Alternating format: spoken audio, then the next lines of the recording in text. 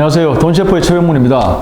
이번 시간에는 또 시청자분들이 또 이런 주제를 좀 다뤄줬으면 좋겠다 또 아이디어를 주셨어요. 이제 여러분 캥거루족에 대해서 이제 많이 들어보셨잖아요. 특히 이제 30대 직장을 구하고도 독립을 하지 않는 부모님과 같이 이제 같이 거주하면서 독립 안 하는 건가, 못 하는 건가, 뭐 이런 얘기들 많습니다. 왜냐하면 이게 가족들의 이 재무 설계를 저게 담당하다 보면 이제 부모님들도 이제 사실은 안정적인 노후 소득이 확보가 필요한데 자녀가 이렇게 이제 독립을 못 하고 캥거루족이 돼서 부모님과 같이 이렇게 살다 보면 노후 이게 설계가 좀 꼬이는 경우가 많습니다. 오늘은 그런 얘기 좀 해보도록 하겠습니다. 자, 오늘 수고해 주실 전문가는 이미열 박사님입니다. 안녕하세요. 예, 안녕하십니까. 예.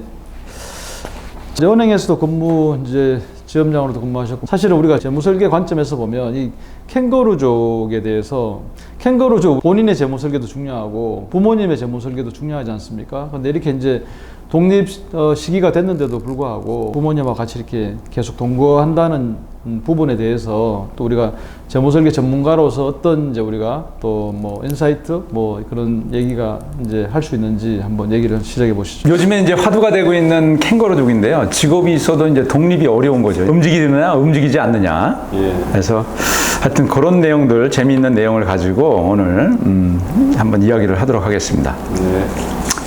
독립을 안 하는 걸까요? 못 하는 걸까요? 못하는 경우가 이제 더 많을 것 같긴 합니다. 요즘 같은 때. 그 데이터로 풀어보는 2030 캥거루족과 N4 세대 여러 가지 뭐 연애, 결혼, 출산 포기하는 그런 진짜 이유가 뭔지 청년 3명 중 2명이 부모와 동거 중인 시대인데 우리는 무엇을 놓치고 있는가 뭐 이런 것들을 한번 살펴보도록 하겠습니다. 그 젊은이들이 이제 뭐 부모님하고 이제 같이 사는 이런 경우가 이제 캥거루족인데 25세에서 34세 청년 중 캥거루족 비율이 66%가 됩니다. 상당히 높습니다. 3명 중 2명 되고요. 이게 이제 2020년 기준인데 네. 한국 고용정보원의 이제 그 데이터 연구 결과이면서 청년 패널 데이터를 이제 분석해서 나온 수치입니다. 이게 아마 더 높아졌을 것 같아요. 지금 현재 다시 분석해 보면 2012년에는 이제 62.8%. 주로 20대 후반에 미취업자의 일시적인 이런 현상이었었는데 20년에 66%가 됐다. 30대 초중반 연령대에서 급증했고 고용주의가 불안정할수록 캥거루족으로 잔류 확률이 이제 이렇게 높아진다. 이런 말씀을 드릴 수 있고요. 이 캥거루족은 우리 이제 구독자님들도 아마 뭐 대충 이렇게 들어보셨는데 한국만의 문제는 아닙니다. 미국의 이제 부메랑 시대, 독립해서 살다가 경제적인 이유 등으로 다시 부모 집으로 돌아오는 젊은 성인 세대를 이제 부메랑이 돼서 이제 돌아오는 거죠. 독립 실패입니다. 미국의 부메랑 세대가 있었고, 그리스의 이제 700유로 세대라고 또 있습니다.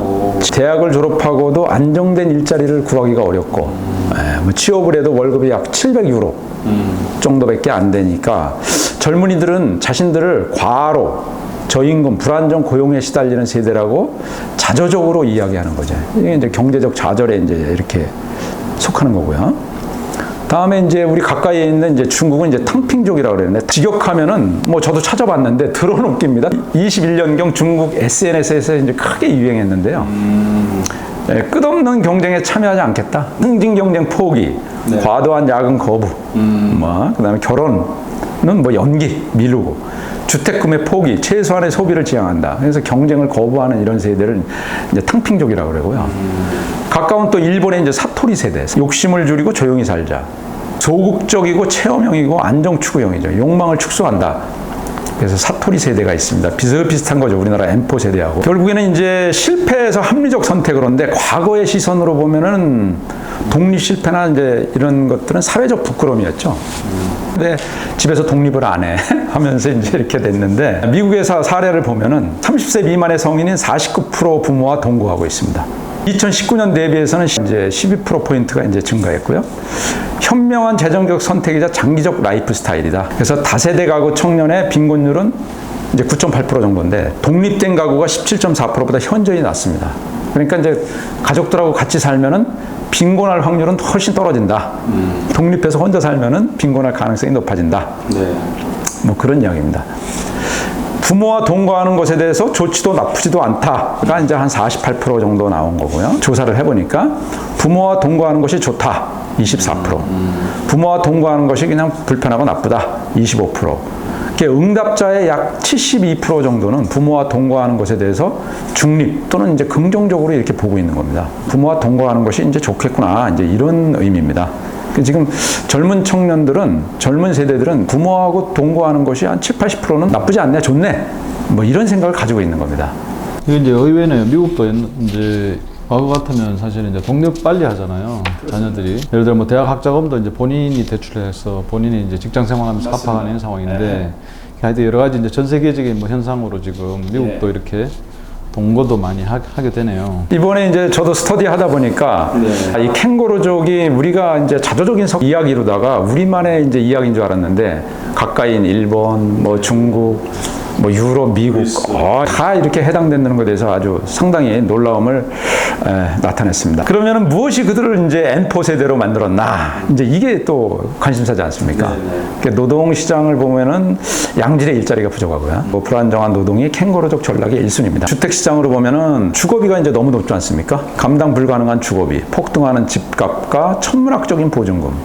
심지어 이제 미국 같은 경우에 학자금 대출을 갚느라고 또 뭐 몇십 년 걸린다는 거지 않습니까? 학자금 대출 갚는데 한 10년 이상 걸리고, 그러면 나중에 주택 산다. 그럼 주택도 모기지로 사야 되니까 그건 또 평생 가는 거죠. 이런 이제 상황이 계속해서 연결되고 있는 겁니다. 우리가 잘 아시는 연애, 결혼, 출산 3포죠. 연애, 결혼, 출산, 내 집 마련, 그 다음에 인간관계, 희망, 취미 해가지고 뭐 7포, 8포 요즘은 뭐 점점 늘어나는 거죠, 이게. 그래서 만드는 구조적인 압력에 이제 시달리고 있고요. 그러나 이제 2030 세대들은 사실은 최강의 경쟁력을 지닌 세대입니다. 우리 청년분들은 컴퓨터 및 IT 활용이 이제 최상이고요. 유창한 어학 능력에 이제 뒷받침이 되고, 글로벌 마인드로 이제 장착되고 있고, 압도적인 피지컬이 있지 않습니까? 2030 세대가 이제 1230만 명 정도 되는데요. 우리나라의 인구의 24% 정도 됩니다. 그러나 현실적으로는 취업 준비생, 카페, 편의점 알바, 헬멧 배달 청년, 뭐 프리랜서, 그냥 쉬는 젊은이, 이렇게 이제 나타나고 있는 것이 현실입니다. 2026년 대한민국 청년 고용 위기 지표를 보면요, 실업률이 7.2%입니다. 이게 이제 상당히 심각하게 이제 다가오고 있는 거고요. 그것이 이제 시사점입니다. 팬데믹이 가장 우리가 전 세계적인 위기였었는데 그때보다도 더 안 좋다. 이것이 시그널이고요. 고용률이 급락했습니다. 마이너스 25만 명. 청년 취업자가 이제 줄어들었습니다. 그래서 5월 기준 고용률이 2.4%가 하락됐다.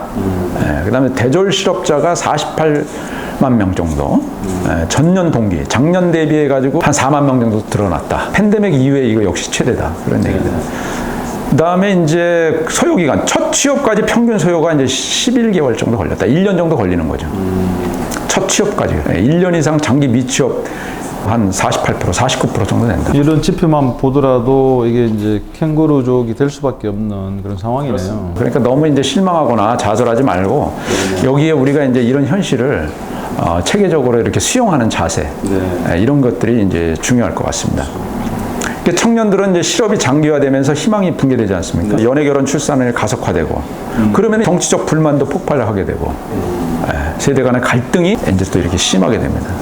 그러면은 저희 국가 같은 경우에는 사회적 신뢰 자본이 이제 상당히 이제 붕괴가 되는 거고요. 인적 자본 구축이 붕괴되는 국가적 재앙에 이제 도달할 수 있다. 이런 것들이 이제 상당히 우려되는 상황입니다. 이렇게 집값이 계속해서 상승을 하다 보니까 이게 출산율에 미치는 이제 동태적인 충격이 큽니다. 그래서 1990년대를 보니까 주택 가격 상승과 10개월의 시차를 두고 출산율이 하락했습니다. 이게 이제 중요한 시그널이고요. 2000년대에 들어오니까 10년 뒤죠. 주택 가격 상승과 4 내지 5개월 시차, 4 내지 5개월 시차로 인해서 출산율이 하락했다. 그 다음에 2010년대 또 10년 후로 들어오니까 주택 가격 상승이 1, 2개월 내 즉각적으로 반응한다. 이게 이제 상당히 우려스러운 상황입니다. 출산율이 급격하게 떨어지고 있지 않습니까? 그래서 이거는 KRIHS, 주택 1% 상승의 충격은 최장 7년 동안 지속되면서 향후 7년간 출산율이 0.014명 감소시킨다. 라는 그런 자료에서 스터디를 좀 했습니다. 출산은 12억 원짜리 경제적 의사결정인데요. 이것도 이제 참 시사하는 바가 큰데, 자녀 1명 출산 및 양육에 약 이제 6억 한 1,500만 원 정도. 네. 이것은 이제 26세 흑자 전환기까지의 총 비용을 이제 나타내는 겁니다. 그래서 자녀 2명 출산 시에는 약 12억 원의 지출이 요구되는데, 출산을 경제적 이득 관점에서 보는 경향이 이제 강해질수록 폭등하는 주택 자산, 출산은 극단적인 경합 관계에 놓일 수밖에 없습니다. 그렇기 때문에 주택 가격의 상승은 출산의 하락으로 이어지는 겁니다. 한 지붕 두 세대 과연 이제 행복할까? 어떻을 것 같습니까? 그러니까 한 지붕 두 세대 다 만족도가 낮습니다. 부모 세대는 늘어나는 가사노동이 가중되고 노후자금 침해가 캥거루족 부모의 31.5%가 월 50만 원 이상 자녀에게 또 용돈을 주게 돼 있습니다. 네. 그러니까 이제 부모 세대들도 이제 불만이 많은 거죠. 근데 청년 세대들도 라이프 스타일이 충돌되는 거죠. 네. 밤과 낮이 바뀌어가지고 뭐 시끄럽게 안 되든가.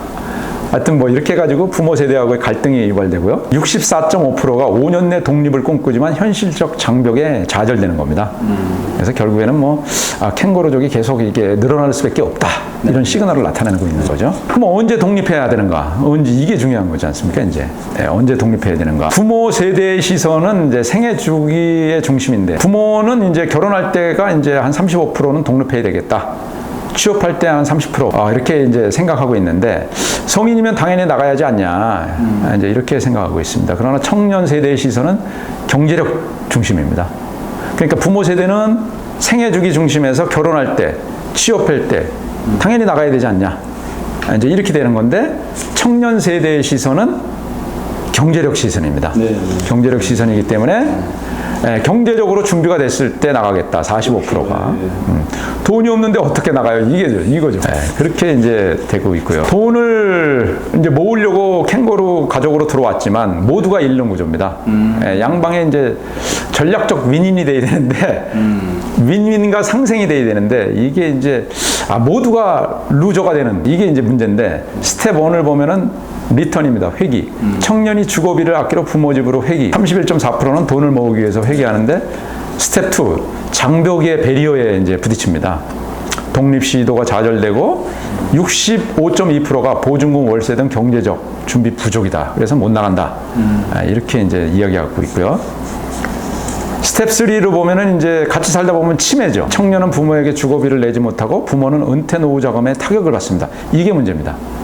청년은 부모에게 주거비를 내지 못하고 부모는 가지고 있는 돈을 자꾸 까먹게 되니까 생애 주기에서 노후 자금에 타격을 입으니까 이게 이제 문제거리가 되는 겁니다. 그 다음에 이제 지연, 딜레이인데, 사회 전체의 혼인 및 출산에 구조적인 이제 지연이 되고 있다. 이게 이제 캥거루 가족의 문제입니다. 이게 맞물려 돌아가기 때문에 이런 것들을 한번 제가 시사적으로 말씀드렸고요. 네네. 시장은 이미 변화에 적응 중입니다. 그래서 미국의 사례를 보면요, 미국의 주택시장은 캥거루족 현상을 장기적 주거 형태로 수용하고 있습니다. 네. 보조주택 규제를 완화했습니다, 미국에서. 그래서 부모집 부지에 별채를 짓기 쉽도록 법적 규제를 해제했습니다. 그러면 다세대 주거 맞춤형 설계라고 그래가지고 건설업체들이 성인 자녀와 부모가 프라이버시를 지키며 함께 살 수 있는 맞춤형 이런 것들을 도입을 했죠. 그래서 아주 좋은 사례가 되고 있고요.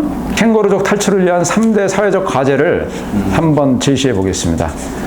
첫 번째는 지불 가능한 주택입니다. 시장 수요자, 청년들이 감당할 수 있는 가격, 낮은 변동성을, 그 다음에 이제 공급을 확대해줘라. 네. 그런 것들을 제시하고, 두 번째는 양질의 일자리인데, 소득 관리가 가능한 안정적인 고용 환경 마련, 비정규직 격차 해소, 뭐 이런 것들을 통해서 양질의 일자리를 좀 많이 만들어야 될 것 같고요, 정부 측에서. 그 다음에 복지 패러다임 전환입니다. 국가가 이제 뭐 지켜야 할, 그 다음에 이렇게 세이프 해줘야 될 청년 주거 복지 부담을 가족에게 전가하는 거를 이렇게 국가에서 많이 이렇게 청년 복지라든가 안정이라든가 뭐 이런 것들을 위해서 최대한도로 노력을 해줘야 되지 않겠냐, 그런 생각을 좀 해봤고요. 네.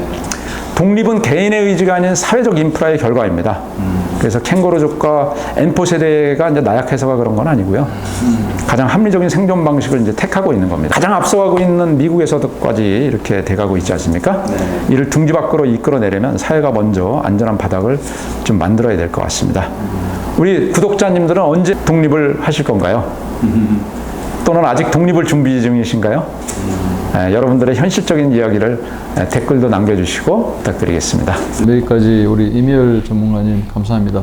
이게 사실 저희도 이제 청년 재무 컨설팅을 하고 있지 않습니까? 이제 청년들이 이제 M4 세대가 돼가는 현실에 상당히 사실은 우려가 되는데, 뭐 여러 가지 물가 상승, 뭐 집값 상승, 그래서 주택 공급이 좀 활성화되면 좋은데 그것도 지금 최근에 이제 어쨌든 뭐 그렇지 못하고 여러 가지 상황이 있어서 이해는 가는데, 이게 이제 결국에는 부모와 같이 이렇게 거주하면서 이제 생기는 사회적 문제가 또 될 수가 있고 참 빨리 해결해야 되는 문제 같습니다. 정부도 또 국가도 좀 더 관심을 가지고 이런 그 이제 캥거루 세대가 이제 좀 이렇게 잘 해결될 수 있도록, 작용할 수 있도록 모두가 관심을 가지고, 또 재무 설계하는 저희도 신경 써서 재무 컨설팅을 하는데 좀 노력을 해야 될 것 같습니다. 여기까지 수고해 주신 우리 이미열 전문가님 감사합니다. 예, 감사합니다.